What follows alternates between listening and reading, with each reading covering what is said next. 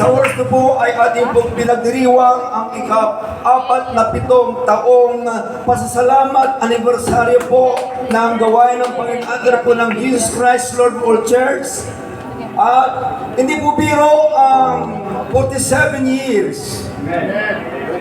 At ang 47 years na yan, mga kapatid, ay samot-sari mga pagsubok at maraming kaparaanan ng Diablo para hadlangan ang pagpapatuloy po ng gawain ng Panginoon.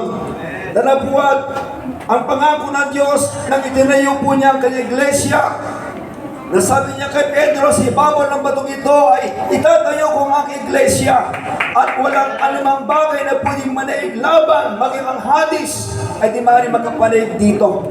At naniniwala po tayo po ang pagpapatuloy po ng unang iglesia na tinayo ng ating Panginoon.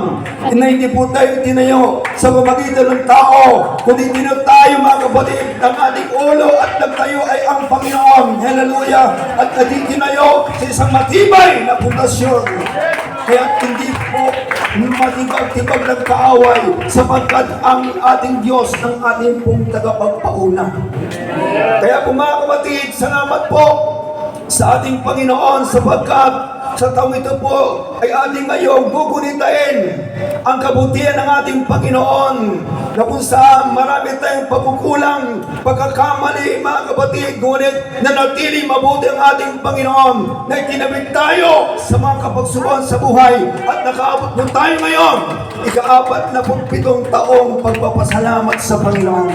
Kaya po, mga kapatid, sa oras na ito po, ang una po natin gagawin ay itataas po natin ating Panginoon. Sa tagumpay niya, ibinigay po sa ating lahat. Walang ibang gagawin, sasampahin, pupurihin, at luluwalatin natin Panginoon sapagkat siya ay Diyos na mabuti at karapat-dapat purihin at itaas sa ating mga pagsamba. Kaya po, mga kapatid, sa oras nito po, hilingin ko po ang iyong mga puso at isipan na i-focus po natin sa ating pagpupuri, pagsamba sa Diyos.